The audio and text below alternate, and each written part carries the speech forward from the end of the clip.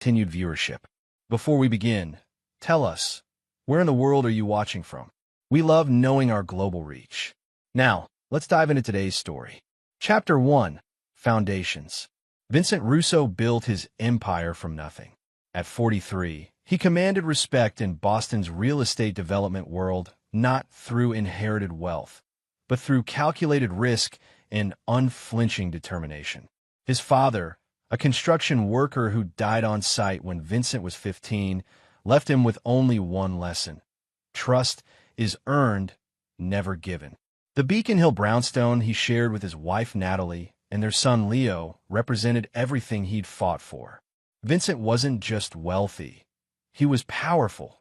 The kind of power that came from knowing people's weaknesses and having the patience to use that knowledge at precisely the right moment. "Dad, can you help me with this?" Leo, now 8, struggled with his science project on the dining room table. Vincent set down his phone and joined his son. Unlike his own father, Vincent made time for Leo. "Let me see what we're working with." Leo beamed as they assembled the solar system model together. Vincent had always been attentive, despite the demands of running Russo developments.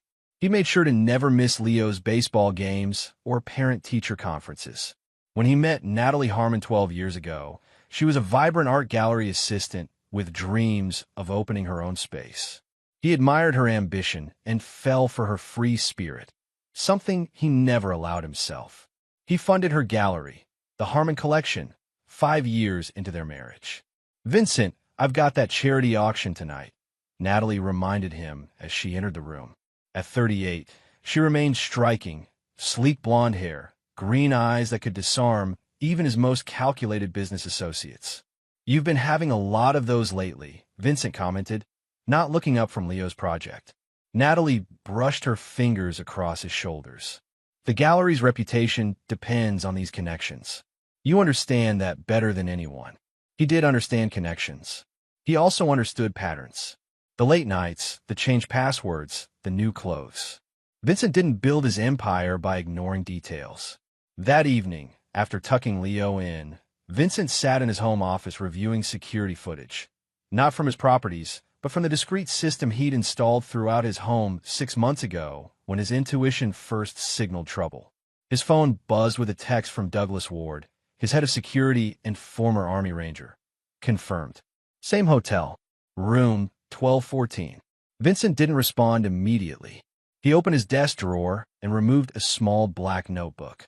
Inside were detailed notes, dates, times, phone numbers, bank transactions. He'd been compiling evidence methodically, the way he approached everything in life. He poured himself 2 fingers of bourbon and gazed out at the Boston skyline.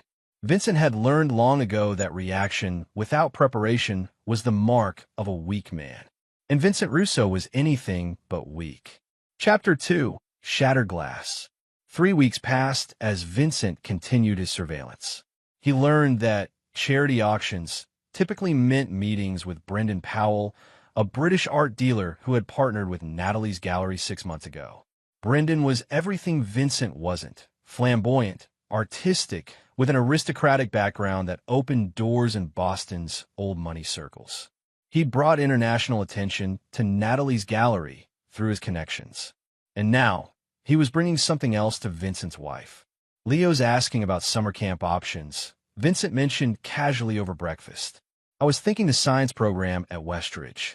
Natalie sipped her coffee. "I thought we agreed on the arts camp on Cape Cod. It's more well-rounded."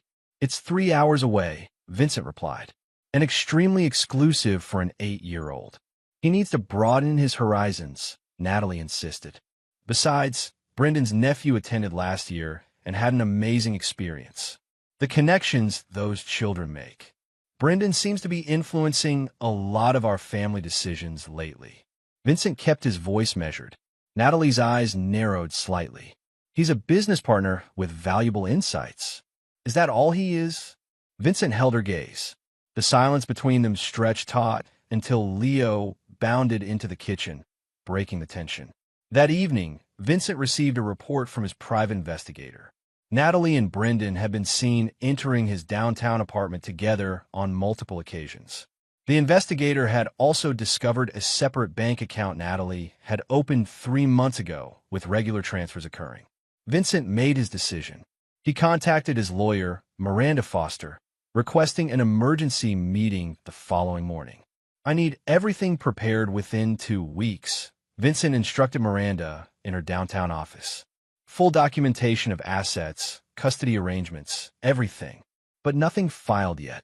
Miranda, who had handled Vincent's business affairs for a decade, nodded. "You're sure about this?" "I have video, financial records, hotel receipts," Vincent replied flatly. "And I want the Prescott Clause activated." Miranda's eyebrows rose.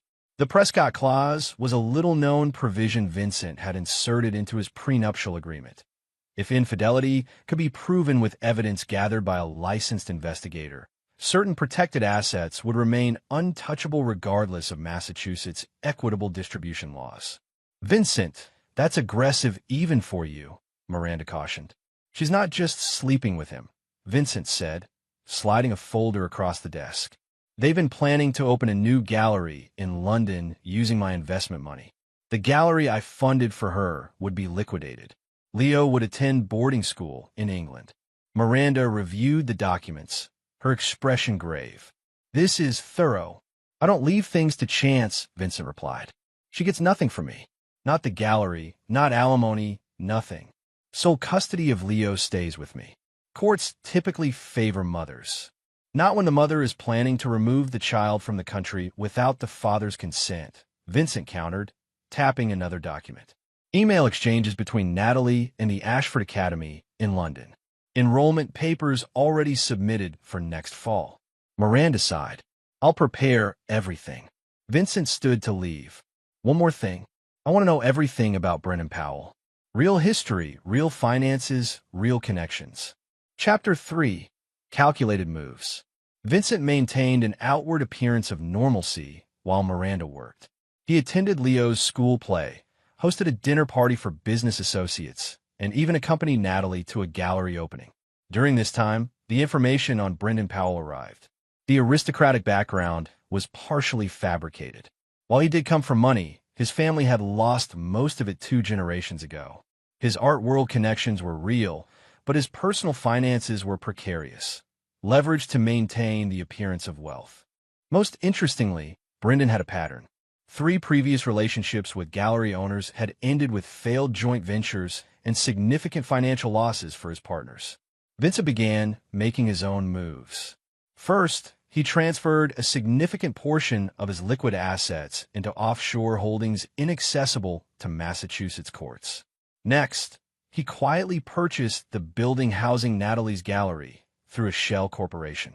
Finally, he arranged for a board meeting at Westfield Academy, Boston's most prestigious private school, where he pledged a substantial donation for a new science building.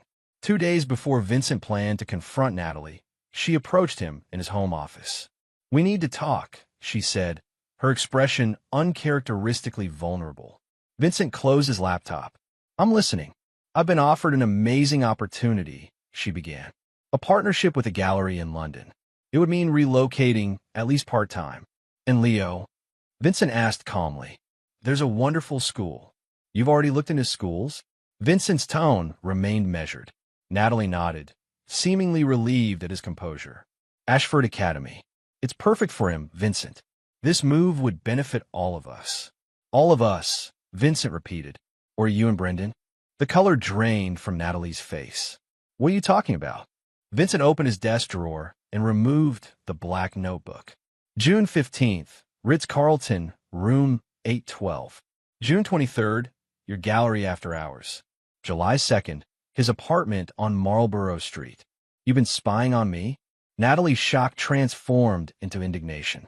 "I've been protecting my interests," Vincent corrected her. "And Leo's." "It's not what you think." "It never is," Vincent interrupted. "Here's what happens next.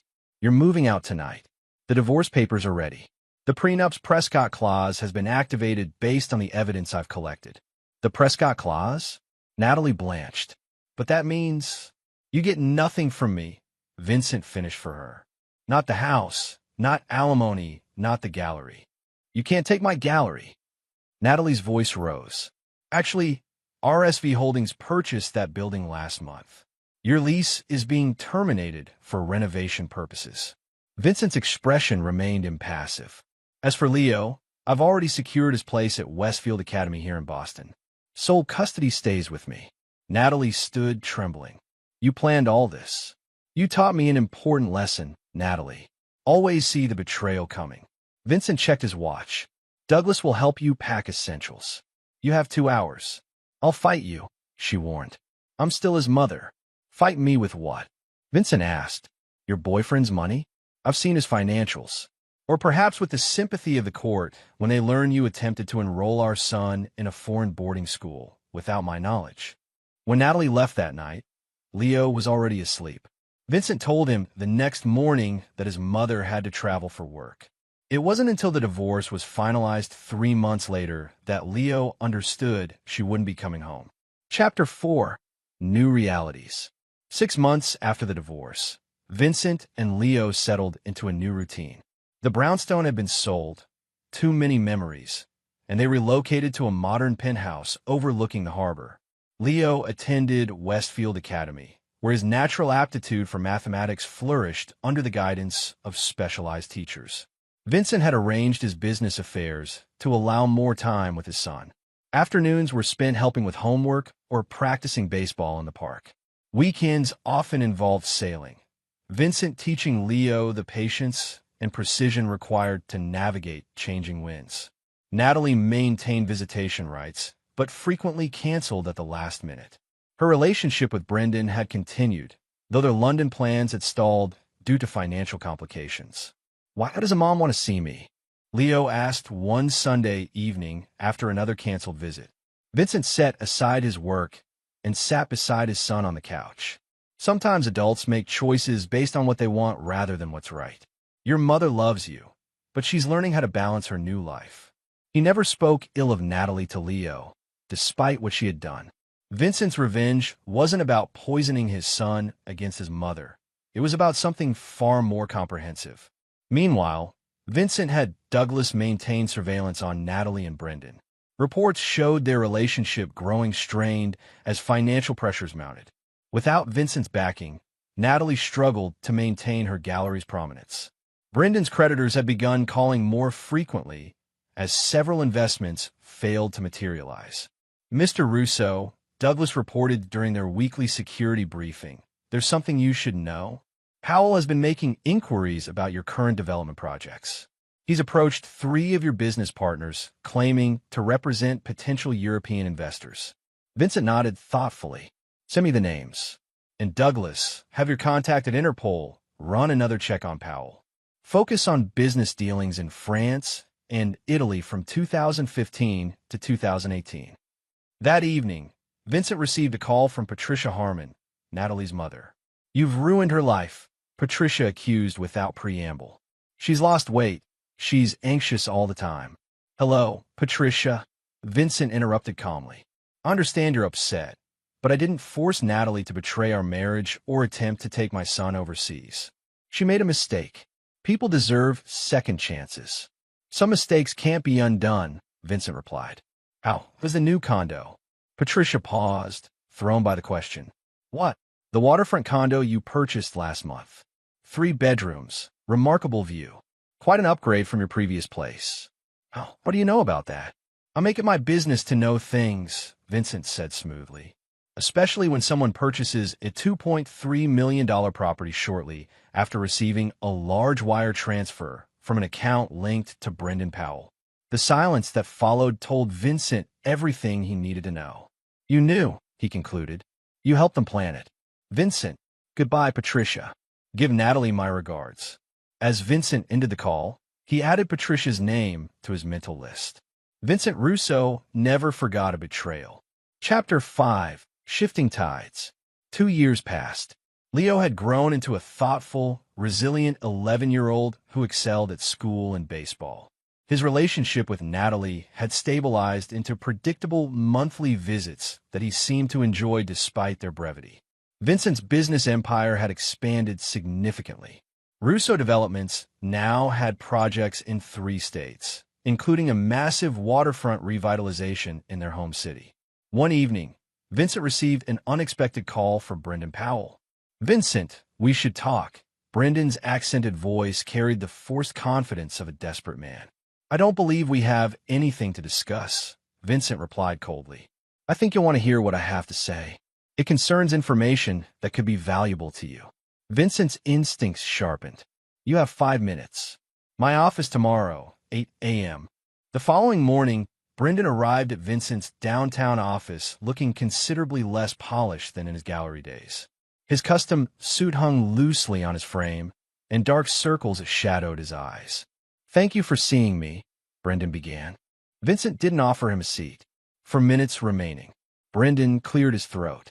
"I've been approached by someone interested in your Harbor Point development. They're willing to pay significantly for insider information about zoning contingencies and construction timelines. And you thought you'd warn me out of the goodness of your heart." Vincent's tone made it clear he wasn't buying it. "Not exactly." Brendan shifted uncomfortably. "I'm in a difficult financial position. The art market has been unforgiving lately. So you're offering to sell me information about someone trying to sabotage my project," Vincent clarified. "In exchange for what?" $200,000 would resolve my immediate issues." Vincent studied the man who had nearly destroyed his family. "Who approached you?" "Calvin Donovan from Meridian Properties. They've been trying to block your development through regulatory challenges, but the latest zoning approval hurt their position." Vincent had suspected Meridian's involvement in the recent regulatory hurdles. Having confirmation was valuable, but not worth what Brendan was asking. "Here's my counteroffer," Vincent said. "You provide me with all communication you've had with Donovan, including meeting dates and what information he requested. In exchange, I don't inform him that you attempted to double-cross him. That's not." Additionally, Vincent continued as if Brendan hadn't spoken, "You'll leave Boston permanently. Whatever arrangement you still have with my ex-wife can continue long distance if she chooses." "You can't force me to leave the city," Brendan protested. Vincent smiled thinly. 3 fraud investigations can. The statute of limitations on art forgery in Massachusetts is 5 years. Your activities in the Harmon Gallery between 2018 and 2019 would be of particular interest to the Attorney General's office. Brendan's face drained of color. "How did you?" "I know everything about you, Powell. Every falsified provenance, every inflated appraisal. I've known for years." Vincent glanced at his watch. "Your 5 minutes are up. Decision time." 2 days later, Brendan Powell left Boston for Europe. He told Natalie it was a temporary move to explore new markets, but they both knew he wouldn't return. Natalie appeared at Vincent's office unannounced the following week, fury evident in her expression. "What did you do to him?" she demanded. Vincent didn't look up from his computer. "I offered him a choice. He made it. You threatened him." "I reminded him of consequences," Vincent corrected. "There's a difference." Natalie sank into a chair, deflated. "Why now? After all this time?" Vincent finally met her gaze. "He came to me, Natalie, offered to sell out his new associates to finance your lifestyle a little longer." "I don't believe you." Vincent opened his desk drawer and removed a USB drive, sliding it across the desk. "His recorded conversation with me. His emails with Donovan. The financial records showing how he's been bleeding your gallery dry. It's all there."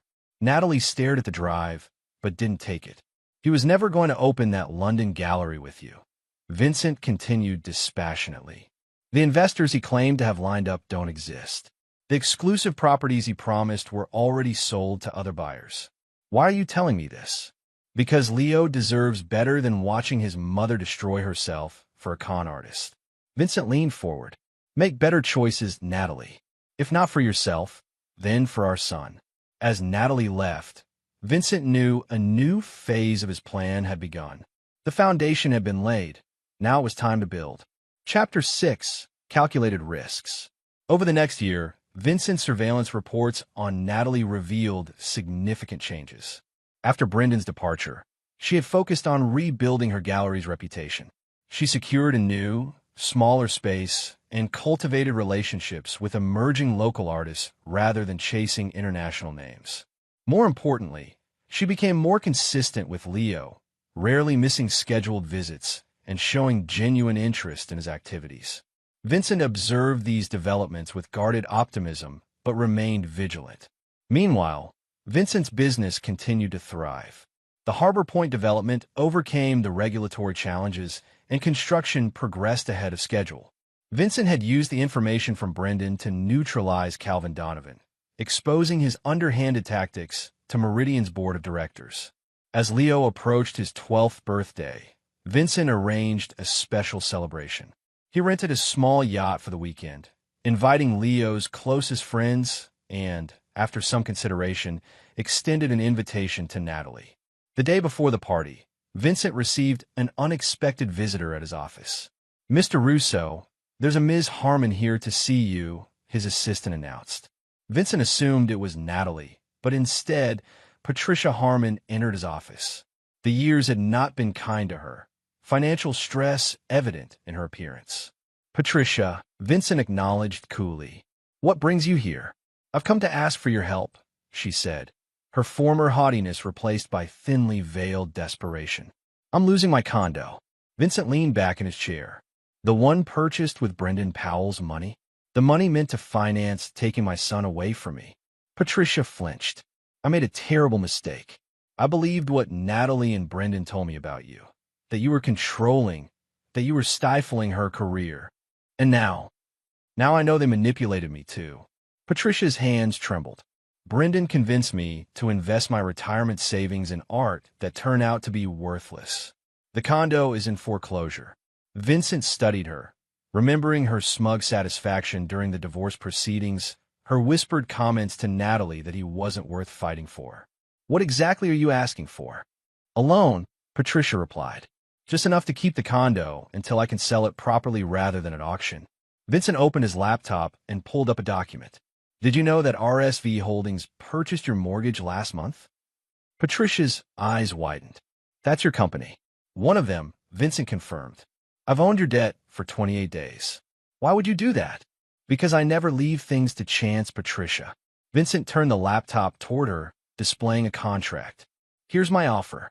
The mortgage will be restructured with manageable payments, and you'll retain ownership of the condo." Relief washed over Patricia's face. "Thank you, Vincent. I don't deserve." "In exchange," Vincent continued, "you'll sign this statement acknowledging your role in the conspiracy to separate me from my son." Patricia stiffened. "What would you do with that?"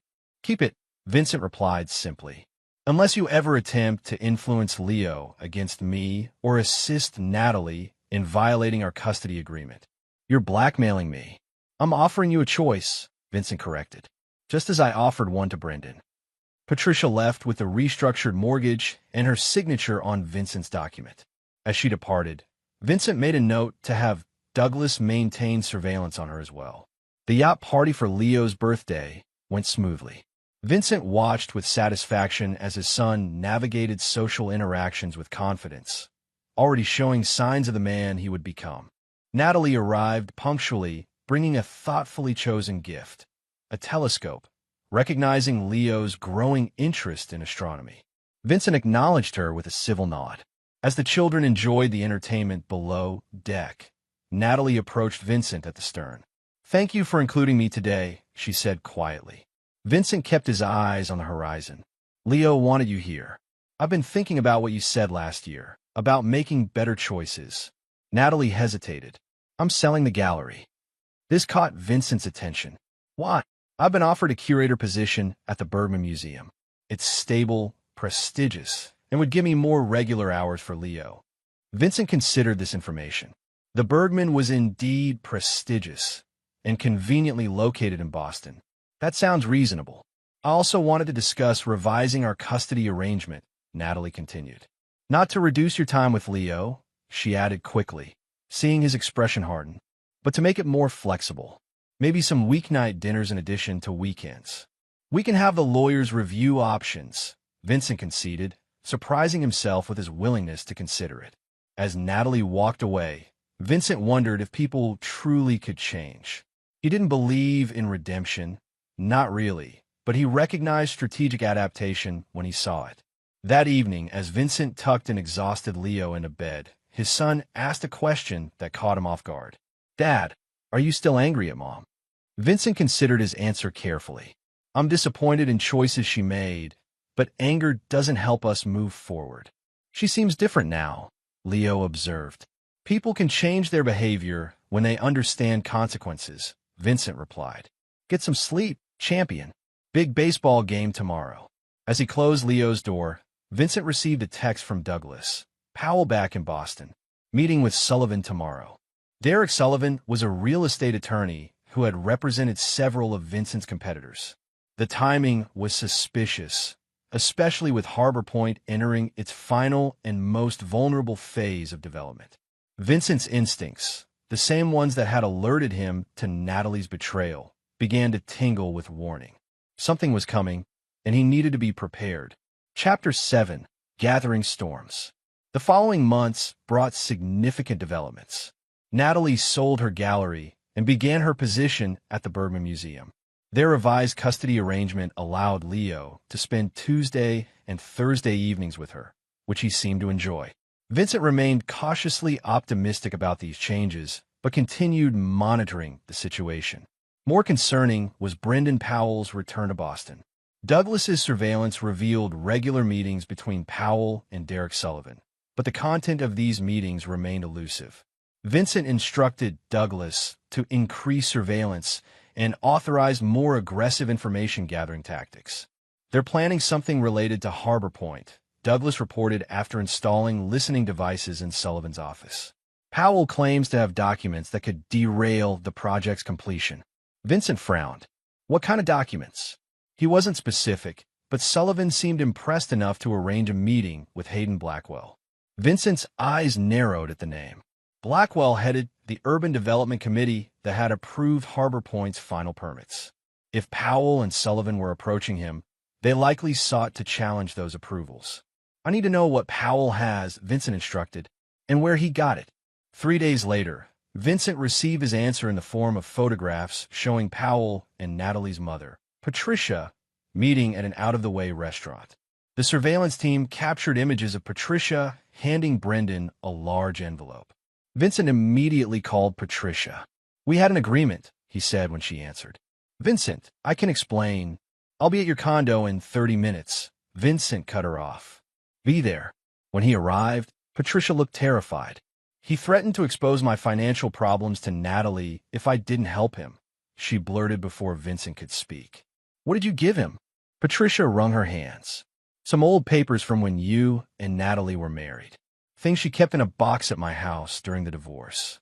"What kind of papers, Patricia?" Vincent's voice was dangerously calm. "Preliminary designs for Harbor Point. Natalie had them because you worked on the concept at home sometimes. Brendan said they proved you stole the design from another architect." Vincent processed this information. The original Harbor Point concept had indeed been collaborative, created with an architect named Russell Foreman who had later moved to Chicago without pursuing the project. Vincent had substantially modified the designs and properly acquired all rights, but Powell could potentially create problems by misrepresenting the timeline. "Did Natalie know you gave these documents to Powell?" Patricia shook her head emphatically. "No, she doesn't even know he's back in Boston. I didn't tell her because I knew she was trying to make things right with you for Leo's sake." Vincent believed her, which presented both a problem and an opportunity. "Here's what happens now," Vincent said. "You're going to call Powell and tell him you found more documents. Arrange to meet him tomorrow. And then what?" "Then I'll handle Powell," Vincent replied. "Permanently." The next day, Patricia met Brendan Powell at the designated location, a coffee shop near the waterfront. Vincent watched from his car as Powell accepted another envelope from Patricia, his expression smug. As Powell left the coffee shop, Douglas and 2 other security team members intercepted him, guiding him firmly to a waiting SUV where Vincent sat in the back seat. "Hello, Brendan." Vincent greeted him as the vehicle pulled away. "We need to talk." Powell's smugness evaporated. "I have nothing to say to you, Russo."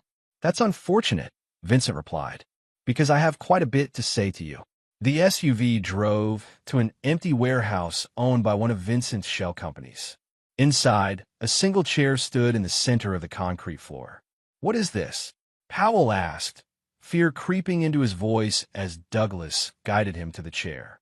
"This is where you make another choice," Vincent explained, remaining perfectly calm. "You can return all documents you receive from Patricia, cease all communication with Sullivan and Blackwell, and leave Boston today. Or Douglas can explain the alternatives." Douglas placed a hand on Powell's shoulder, applying just enough pressure to communicate the threat. "You're insane," Powell sputtered. "You can't just threaten people like this." Vincent stepped closer. 3 years ago, you conspired with my wife to steal my son and my money. You manipulated her mother into assisting you. When that failed, you returned to try again with these documents." Vincent removed the envelope from Powell's jacket pocket. "Did you really think I wouldn't be prepared?" Powell swallowed hard. "Sullivan already has copies." "I know," Vincent replied. "But without you to testify about their provenance, they're meaningless. And you won't be testifying." "You can't kill me," Powell whispered. "You wouldn't." Vincent actually laughed. "Kill you? That would be messy and unnecessary.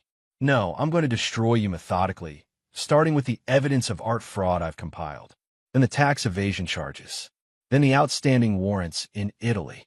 Vincent handed Powell a phone. "Call Sullivan. Tell him you're leaving the country on urgent business and can't proceed with the Harbor Point matter." Powell's hands shook as he made the call, delivering the message as instructed. "Good," Vincent said when the call ended. "Now, Douglas will drive you to the airport. Your passport and a one-way ticket to London are waiting. If you ever return to Boston or contact Natalie or Patricia again, all that evidence goes to authorities in 3 countries." As Powell was escorted out, Vincent turned his attention to the next phase of his plan. Chapter 8. The Wedding Day. 6 months passed. Harbor Point was completed on schedule, becoming the crown jewel of Vincent's real estate portfolio. Leo continued to thrive, his relationship with Natalie stabilizing into something that, while not the traditional family Vincent had once envisioned, seemed to benefit their son. Vincent had just returned from a business trip to Chicago, where he had secured Russell Foreman's formal acknowledgement of Vincent's full ownership of the Harbor Point designs, when he received an unexpected invitation. Natalie was getting married. Her fiancé, Martin Sullivan, was Derek Sullivan's younger brother and a professor of art history at Boston University. They had apparently met through her work at the Bergman Museum and had been dating for nearly a year, a fact Vincent was aware of through his continued light surveillance, but had not interfered with. "Are you going to Mom's wedding?" Leo asked over dinner the evening the invitation arrived. Vincent considered the question. "Would you like me to?" Leo shrugged. "It might be weird, but Martin's okay. He knows a lot about space stuff, too." Vincent noted his son's apparent approval of the man who would become his stepfather. "Then I'll consider it." 2 days later, Vincent received a call from Natalie. "You don't have to come," she said after an awkward greeting. "I just thought, for Leo's sake." "I appreciate the invitation," Vincent replied neutrally. "Leo seems to think highly of your fiancé." "Martin's different," Natalie said quickly. "He's honest and stable. He's good for me, and he genuinely cares about Leo." Vincent detected the implicit comparison to Brendan Powell. "I'm glad to hear that. There's something else," Natalie continued. "My mother is insisting on handling certain aspects of the wedding. I'm worried she might make things uncomfortable if you attend." "Patricia and I have an understanding," Vincent assured her, thinking of the document Patricia had signed. "It won't be a problem." When the wedding day arrived, Vincent dressed carefully in a tailored gray suit. Leo looked handsome in his junior groomsman attire. "Ready, champion?" Vincent asked as they prepared to leave. Leo nodded. "Mom said I can sit with you during the reception if I want to." The ceremony was held at the Bergman Museum's Sculpture Garden, a tasteful venue that reflected Natalie's position there. Vincent sat discreetly near the back, observing the proceedings with detached interest. Martin Sullivan appeared genuinely besotted with Natalie, his vows sincere and unaffected. For a brief moment, Vincent felt an unexpected pang, not of jealousy or regret, but of recognition that some chapter in his life was truly closing.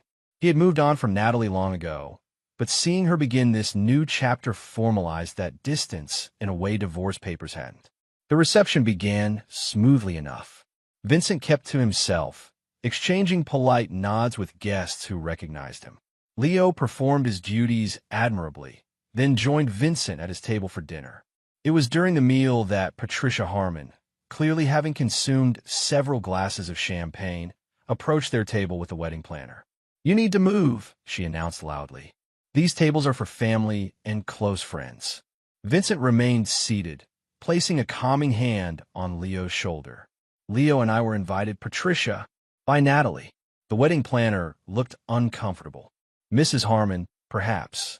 "They can sit in the back," Patricia insisted, gesturing toward some hastily arranged tables near the kitchen entrance.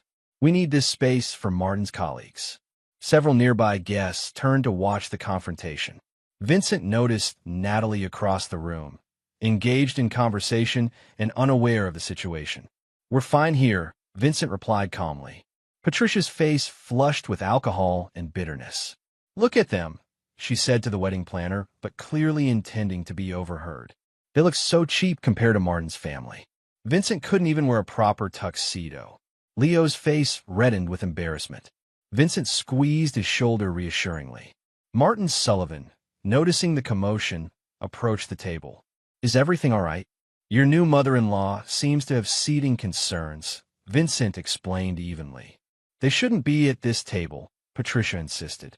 "They shouldn't even be here at all." Martin frowned. "Patricia, Vincent, and Leo are welcome guests. Natalie and I specifically discussed. Just be grateful you're invited at all," Patricia snapped at Vincent. "After what you did to Natalie's gallery." Vincent remained impassive, but Leo looked increasingly distressed by his grandmother's behavior. "Leo, why don't you get some air?" Vincent suggested quietly. "I want to stay with you, Dad," Leo replied, his voice small but determined. At that moment, Natalie joined the group, quickly assessing the situation. "Mother, that's enough.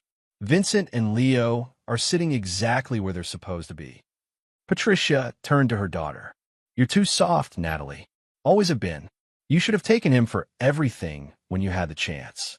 An uncomfortable silence fell over the nearby tables. Vincent noticed Derek Sullivan watching from across the room, his expression calculating. Vincent stood slowly. "Leo, and I should probably—" "No," Natalie interrupted. "This is Leo's mother's wedding. He deserves to be here without drama." She turned to Patricia. "Mother, I think I need to take a break. Maybe get some coffee." As a waiter led a protesting Patricia away, Martin apologized profusely to Vincent and Leo. "I'm so sorry about that. Please, stay and enjoy the reception." Vincent nodded in acknowledgement, but the damage had been done. Leo sat silently, picking at his food, clearly uncomfortable with the attention their table had received. An hour passed. The cake was cut, speeches were given, and dancing began. Vincent was considering making a discreet exit with Leo when he noticed a black limousine pull up outside the venue's floor-to-ceiling windows. His phone vibrated with a text from Douglas. "In position." Vincent checked his watch. Perfect timing. The limousine driver, Douglas in disguise, entered the reception hall in a crisp uniform. He scanned a room, then walked directly to Vincent's table, ignoring the curious stares. Douglas approached Leo, offering a formal bow. "Young Mr. Russo?" Leo looked up in surprise. "Yes. Sir, it's time," Douglas announced in a clear, carrying voice. The music seemed to fade as guests turned to watch the exchange. Vincent calmly stood, straightening his jacket. "Is everything ready?" Vincent asked Douglas. "Yes, sir. All arrangements have been confirmed." Natalie approached, confusion evident on her face. "Vincent, what's going on?" Vincent turned to her with a slight smile. "Leo's surprise." "Surprise?" Leo echoed, looking between his father and Douglas. Vincent knelt beside his son. "Remember how you said you wished you could see a real rocket launch? Cape Canaveral called this morning. They had a last-minute viewing opportunity open up for tomorrow's launch. The jet is waiting." Leo's eyes widened in disbelief and excitement. "Really? We're going to see a rocket launch?" "If we leave now," Vincent confirmed. The room remained silent as this exchange unfolded. Patricia, who had returned to the reception, stood frozen mid-gossip. Derek Sullivan's calculating expression had transformed to one of grudging respect. But, Mom's wedding, Leo said, looking at Natalie uncertainly. Vincent watched his ex-wife carefully. This was the moment of truth. Would she revert to putting her desires first, or had she truly changed? Natalie smiled at Leo. You should go, sweetheart. It's the opportunity of a lifetime. Are you sure? Leo asked. Absolutely, Natalie affirmed. You can tell me all about it when you get back. Vincent stood, extending his hand to Martin.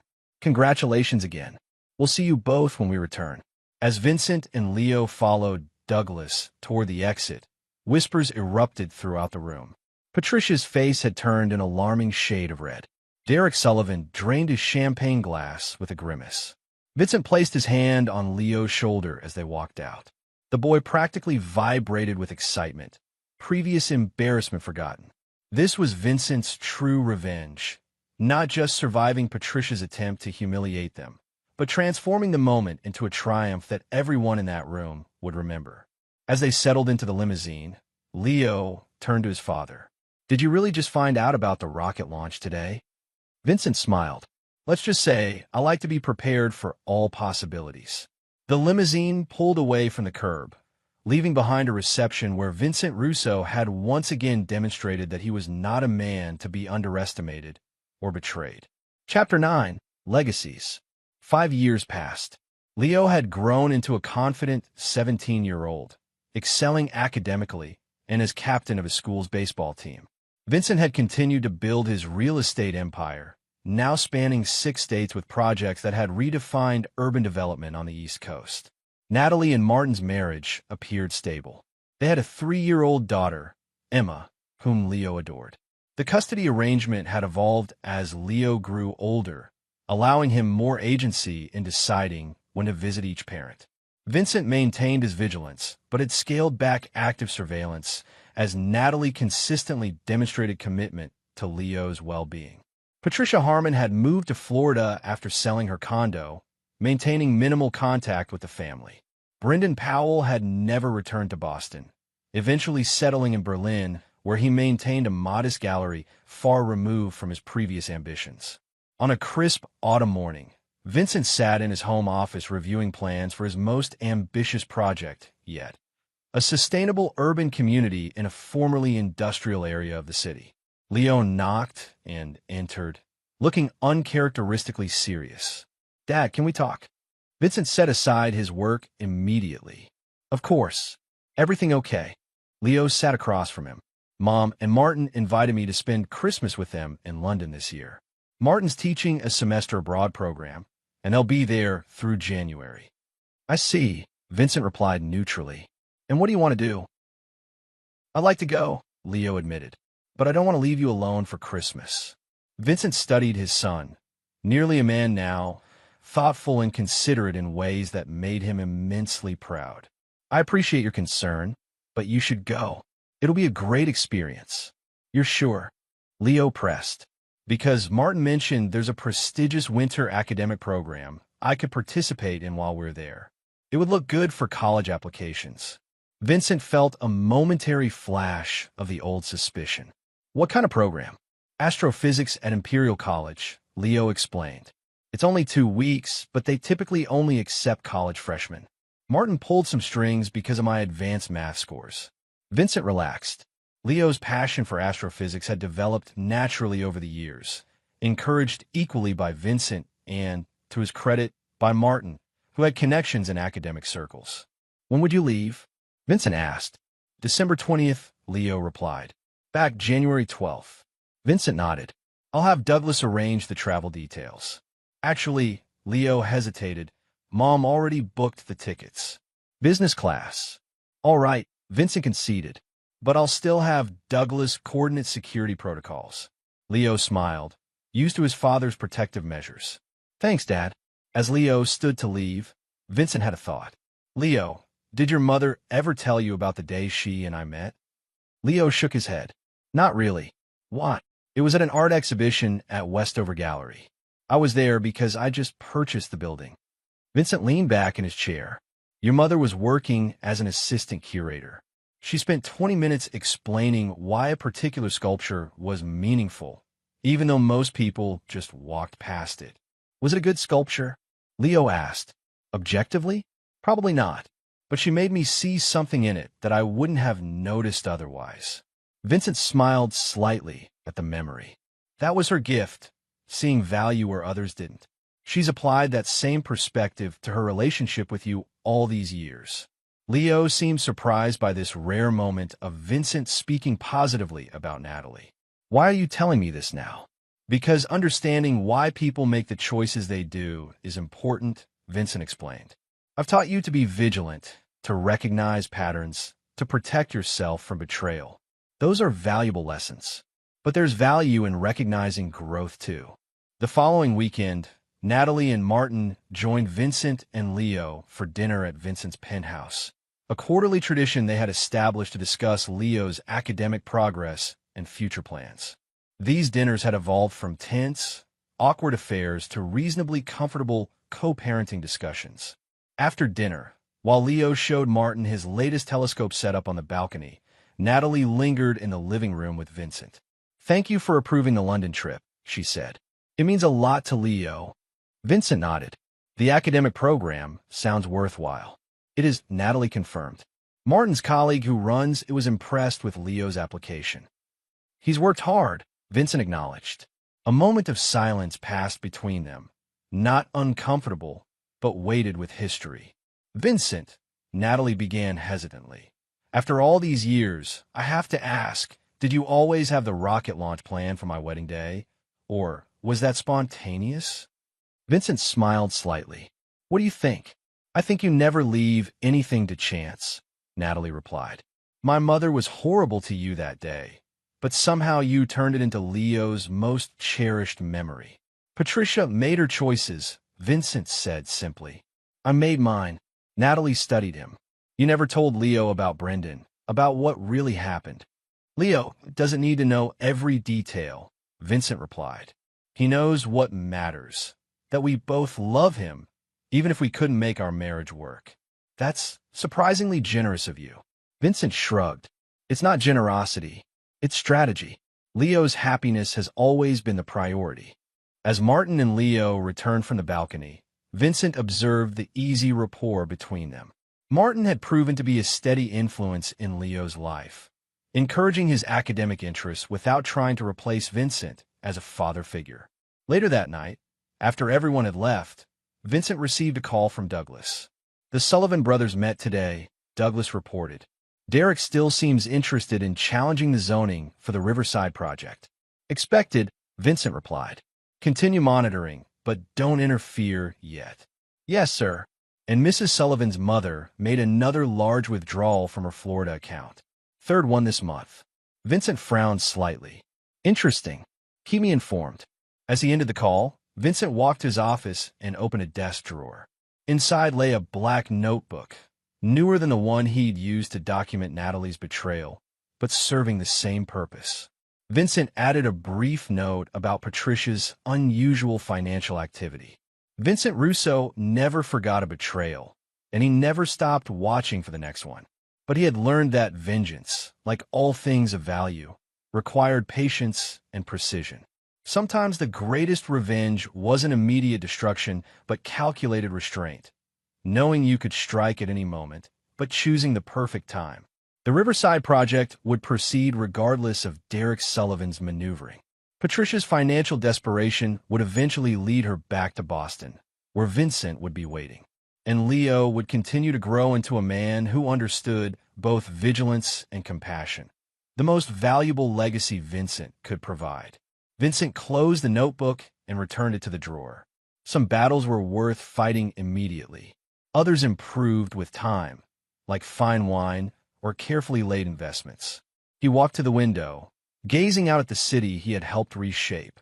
From betrayal had come strength, from loss had come focus. Vincent had not merely survived. He had transformed every setback into advantage, every threat into opportunity. That was the true power of patience.